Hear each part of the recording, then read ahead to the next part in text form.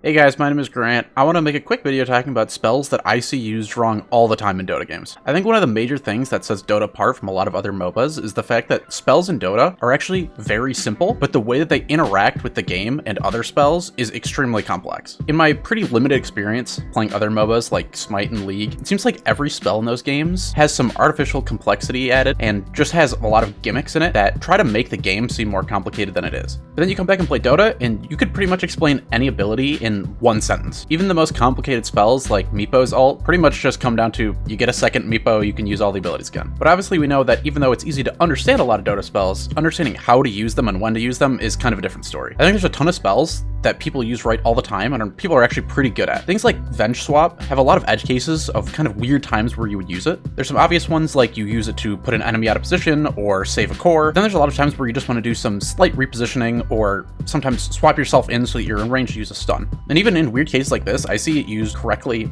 a lot of the time. But there are some spells that for some reason, it seems like the community just has sort of off interpretation of how they should be used. And I'm going to break down 5 of them here. Okay, and the first hero we're going to look at is Zeus. Definitely one of the top 5 most picked heroes in the majority of brackets. As of recently, it's caught a lot of nerfs, so it's not very strong right now, so it's not getting picked as much, but I'm sure as soon as it gets any buffs, it's going to be right back on top. And since Zeus has always been picked so much, there's a lot of opportunities to watch him misuse this spell, and we're talking about his ultimate, Thundergod's Wrath. Out of the 5 spells we're going to talk about today, this is definitely the one that is messed up in lower MR brackets far more than it's messed up in higher MR brackets. Higher MR players are very good at using this spell, but when you go down in the brackets, this spell gets misused all the time. Everybody knows how the spell works. You click R, every enemy here on the map gets nuked, and you get vision to them for about 3 seconds. If you watch a lower MR player play Zeus, you're pretty much going to see this spell used in one single way every time, and that's going to be a Zeus seeing somebody low somewhere on the map, clicking R and trying to get the kill. So early on in the game, when you're still in the laning stage, assuming you're playing mid Zeus, if you see an enemy low in a lane, it's almost always value to actually click R, steal the kill with it, or at least assist in getting the kill with it, because you're going to get extra money for it, and there's just more money going to your team because you're going to partake in the assist of it, or the actual kill. But this stops being the way that you should use this spell pretty quickly. Once you get past the laning stage, there are about 4 reasons why this spell is useful, and only one of them, and I would say the lowest on the totem pole, is using it to snipe kills. And really the only time you should be doing this is if a carry somehow escapes a fight with really low HP and you can just end up securing the kill. This is definitely the least useful way to use this ability, but it is the most frequent way you'll see it used in medium and lower MMRs. Okay, so the main use for this ability outside of team fights is to kind of make up for a lack of vision you have, really taking advantage of the fact that this will give you vision of every hero on the enemy team. So in a situation like this, where the enemy team is all off the map, let's say we saw somebody farming down here, but then they went off the map and it's been about 10 seconds, we haven't seen anybody. We have no idea what they could be doing. They could be trying to sneak a roach, smoking and making play, just walking at us, or maybe they're just all farming off map. Best thing we can do is just click R and see, oh, everybody's just kind of hanging out farming. It's just kind of a coincidence that we don't see everybody. So here's another example where the enemy team is off the map, and once again, we're gonna click R to get vision, but this time, no enemies show up, but we do get vision over here. And that's because the enemy team is actually smoked. We can see that the lightning bolts are still hitting everybody, but since there's nobody actually here to break the smoke isn't gonna break, but we do get to know that the enemy team is smoked. The enemies aren't actually taking damage here. Smoke receipt will have you dodge Zeus ult damage, so if you're running away and there's Zeus on the enemy team, and you can pop a smoke to save yourself if you want. It's a little tip, but this is very useful, and you can see now they will take all this damage because they're no longer smoked. But while they are smoked, you are going to be able to see kind of where they are. An issue does come in if they are smoked in an area where you already have vision, because it's not very clear when you click R where the lightning bolts are actually striking on the screen. Your screen would have to be in the perfect spot to actually see it. So if the enemy team was smoked here, for instance, we wouldn't get a whole lot of vision, but we would know that they are smoked, which is really what we're looking for. So if we know they're smoked, we can play around that accordingly and make sure that we don't get caught by something that we shouldn't. And really the third thing that we're checking for here is if the enemies are in the Roche pit. Same situation, we click R. Global vision, being able to check if an enemy team's in the Roche pit, is very useful as well. So this will just kind of make up for lacking of vision, like we were saying before, and really be able to give your team a clear sight as to what's incoming if there is something happening. Canceling blink daggers is a huge part of this ability. So let's say a team fight is starting, or even a gank, and we have vision of a Sand King over here who starts channeling his ultimate. As soon as his ult goes off, everybody knows he's going to blink, Burrow Strike, and try to kill our Sven, or if it's a team fight situation, blink, Burrow Strike, however many people he can. And so if we see a situation like this, and the Sand King starts channeling Epicenter, right before it's about to be over, if we ult, the Sand King won't be able to blink in. He basically just whiffs his ult completely. With Sand King, it's kind of the most obvious, because he actually channels his ult before going in. But for a hero like Tidehunter or Enigma, or any of these heroes that are going to blink in and do some big ability, If you see them getting close and they're about at the range where they're about to blink in, you can just ult and completely delay or make them just whiff their spell. So I set up a bit of a mock fight here just to show how you should be using this spell in team fights. There really is one way that you should be using this spell in fights all the time, and I see it misused constantly. The way that most people will use this is by waiting for their Sven to get the enemy Juggernaut low, and then once he gets to about 2 or 3 more hits from now, as you'll see he's low, ult, try to get the kill, or just try to assist in that way. That is really not the way that this should be happening. Instead, let's say the fight is just now starting, there's first contact between our team and the enemy team, we should be using our ultimate right away.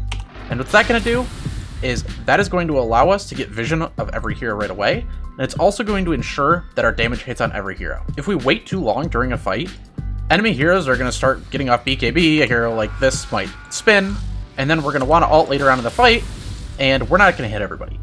Maybe we're focusing on hitting this Oracle in the back with our ult, and then we don't actually end up getting damage on these BKB'd heroes. Because during an actual fight, you're not going to be able to sit here and keep an eye on every one of the 5 heroes to make sure none of them are BKB'd. The only time that you can pretty much guarantee that not every enemy hero is going to be PKB'd is right at the start of the fight. The other reason you want to ult right away is to just see what everything is happening in the fight. One of the major differences that you'll see if you watch a pro game versus a pub game is the amount of vision that both teams will have during fights, and pretty much how big of an impact that vision has on the outcome of the fight.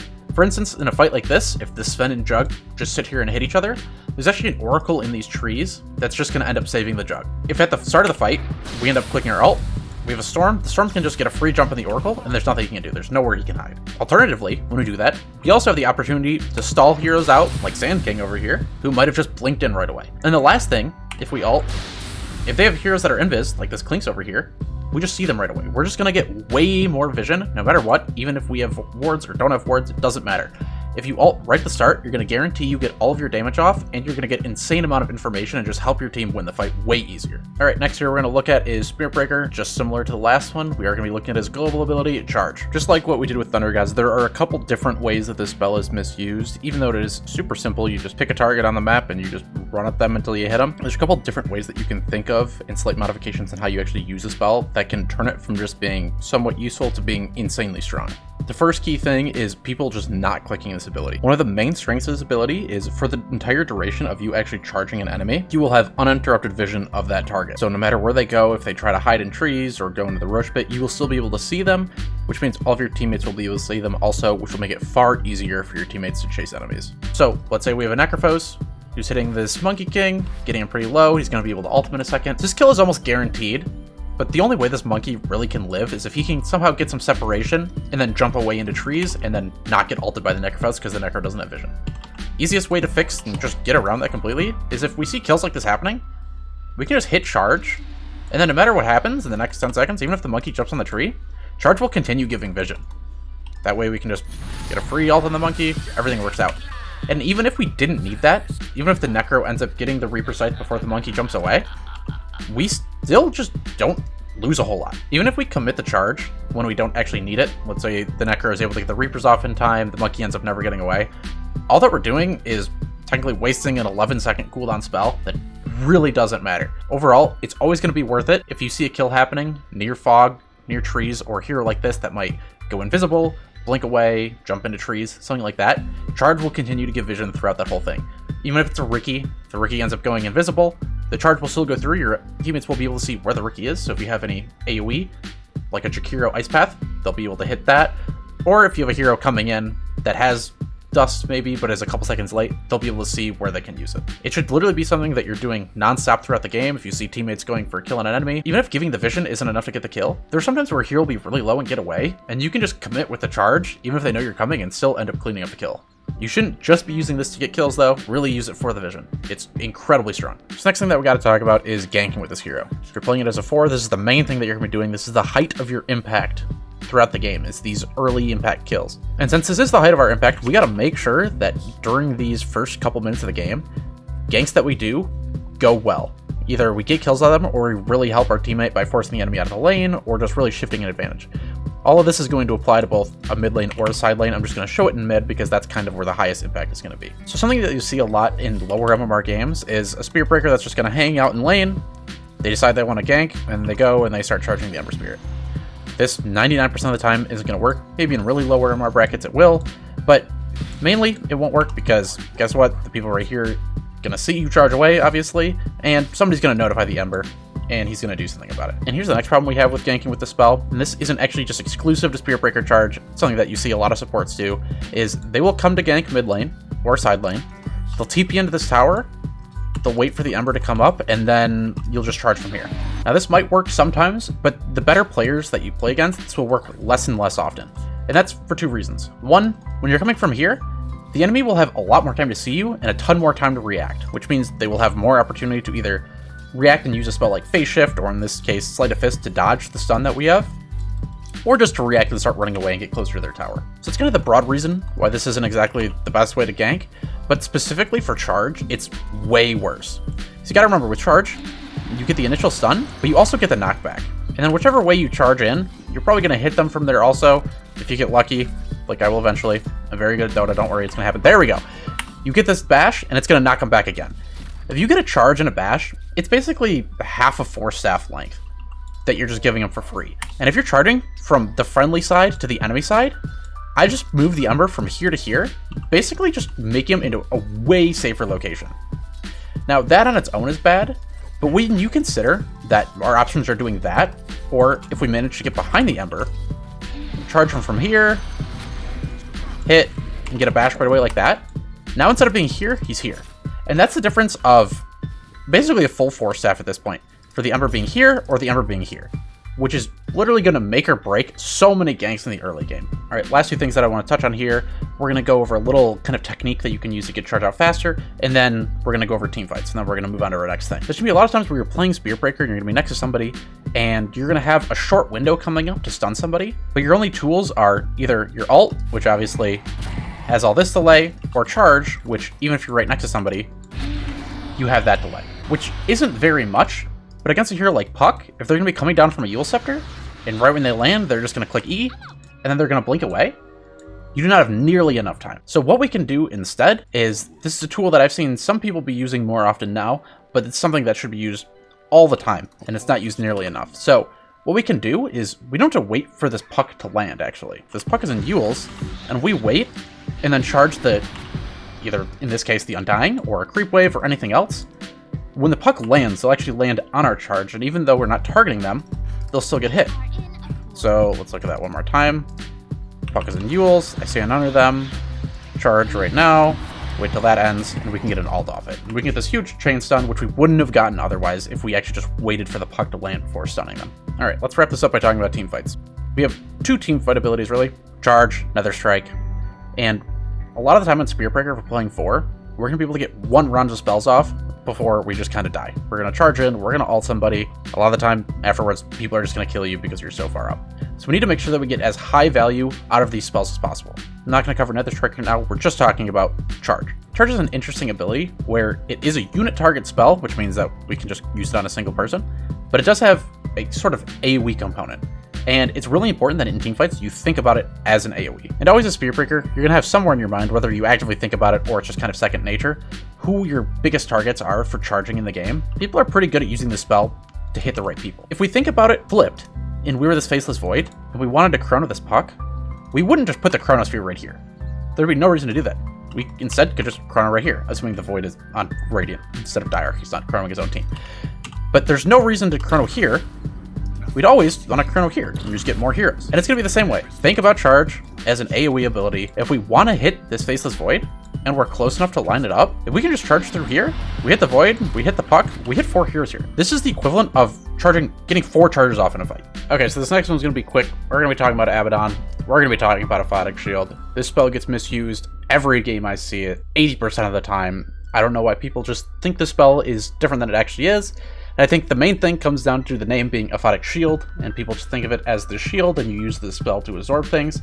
That is not how you should be using this ability 90% of the time. Okay, I'll start out by talking about when this spell is usually used correctly. And that's if you're playing this hero as either a 5 or 4, you're playing in some sort of aggressive lane and you're about to go for a kill. So you shield your teammate, they run in, they stomp, and they might end up diving tower, or just eating a lot of damage from creep waves. and eventually the shield is going to pop, and you have this nuke, and everyone's happy, you do a bunch of damage, you kill people. Sweet. But in every situation other than that, that is always going to be the wrong way to use this spell. Do not think of it as a shield, do not think of it as something that you can put on to absorb damage.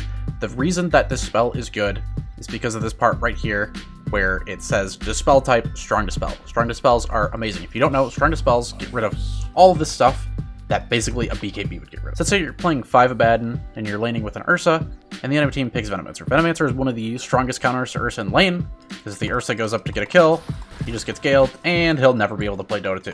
Now if we do exactly what we did earlier, and say we're going to go for a kill, we're going to put a shield on, then Ursa's going to jump in, he's just going to get Galed still, and the Venomancer is just going to walk away. So what's the correct way to use the spell? Well, we got to use the Dispel part of it. Let's say the Ursa's about to jump in, he gets Galed, we come up and shield him, Gale's just completely gone, Ursa can play the game, Veno's gonna die. It's great, everyone's happy. I know this is a short cooldown spell, it comes down all the way to 6 seconds at level 4, but every time you should be using this, you should be looking to dispel something off of whoever you're using it on. Do not just throw it out preemptively to try to block damage. The damage block isn't really all that great compared to what you can dispel with it. Even more so if you're in a game against a hero like Batrider with this hugely powerful Flaming Lasso spell. If he's ever going to come in, Lasso the Ursa, you can just break Lasso right away. And you might say, yeah, that's so obvious. Of course, you would save the spell, but let me tell you, every time I see this hero's support multiple times a game, they will just waste the W. They'll see their Ursa fighting somebody with the shield on. Right after, the Batrider will be waiting to shield, and you won't have the spell for 6 seconds. And that's all the time it takes for this Ursa just to die. People will waste the spell non-stop. They see there's a shield in the name, they want to use it for the shield. This spell is a Dispel. That is number 1 what it is. Alright, let's jump into number 4. We're going to be talking about Budge. We're going to be talking about a Hook. Now, I'm sure this spell would probably be on most people's top 5 lists of misused spells, but I actually think for the most part, this spell is used correctly.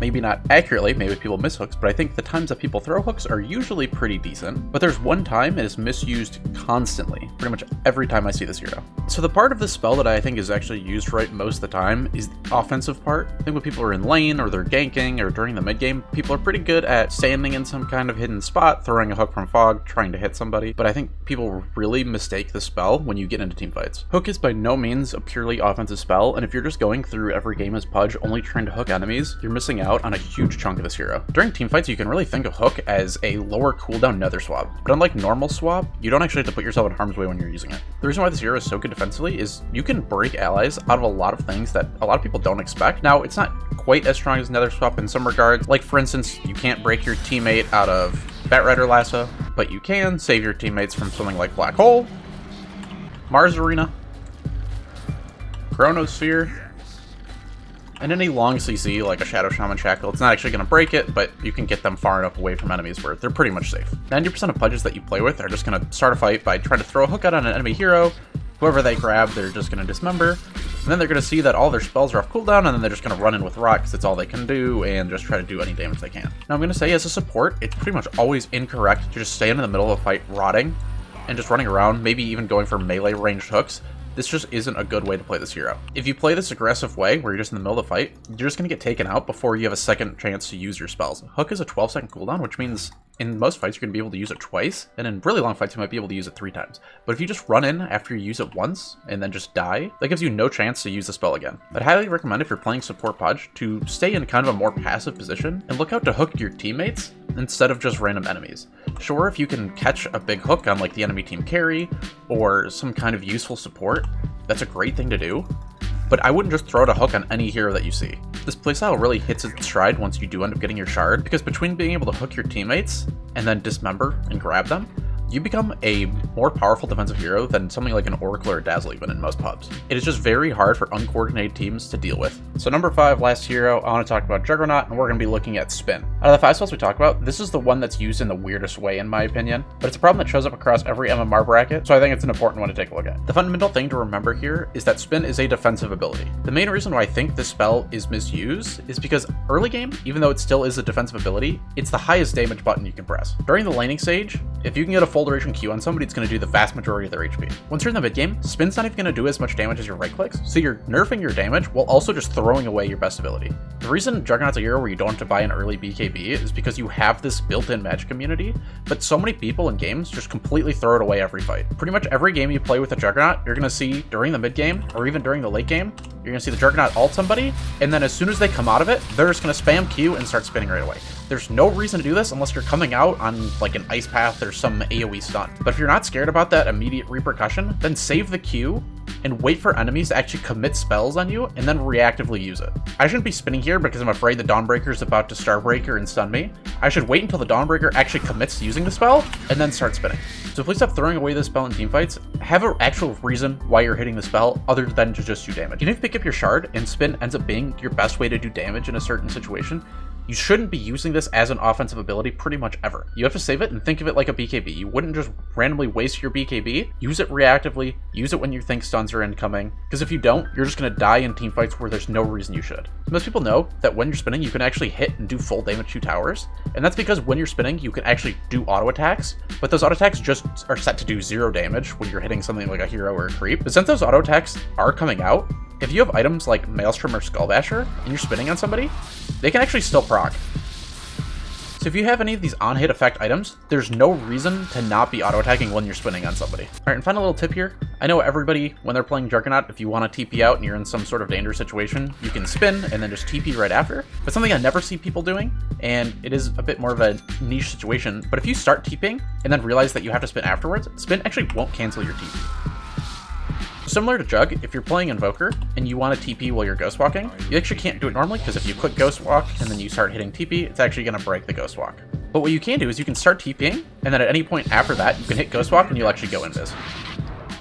Alright, and that was 5 spells that I see misused all the time in Dota. I hope you either learned something or this helped enforce some ideas that you had about some spells that you might see other people using differently. I obviously didn't cover every situation here, but these are kind of the general rules or just the general ways you should think about the spells. There are a ton more spells like this. These are just the 5 that first came to mind, the 5 that really stand out in a lot of games that I see with these heroes. But there are more like this, so if you do enjoy this kind of video, let me know and I'll make sure to make more. If you have any different thoughts about how these spells should be used, or think there's any that or if there's any spells that you thought should have been on this list that I didn't feature, just leave those thoughts in the comments and I'd love to read them. If you did enjoy this video, this is going to be one of the first ones that I upload. When I drop this, I'm probably going to drop 1 or 2 other videos alongside it. So if you did enjoy this, maybe you'd enjoy one of those other 2. Maybe you want to click through and see if there's anything there that you like. If you did enjoy my thoughts or just want to watch me play some Dota, I also just started playing on Twitch. I'm going to start trying to play pretty much every day on there. And when I do play games, I try to explain my thought process live throughout the whole thing. So a little bit more educational. And if you want to get more of my thoughts on how I play, what I think about when I'm playing the game, you should stop by there. It's going to be the first link in the description. Besides that, I got nothing else. Thanks for watching.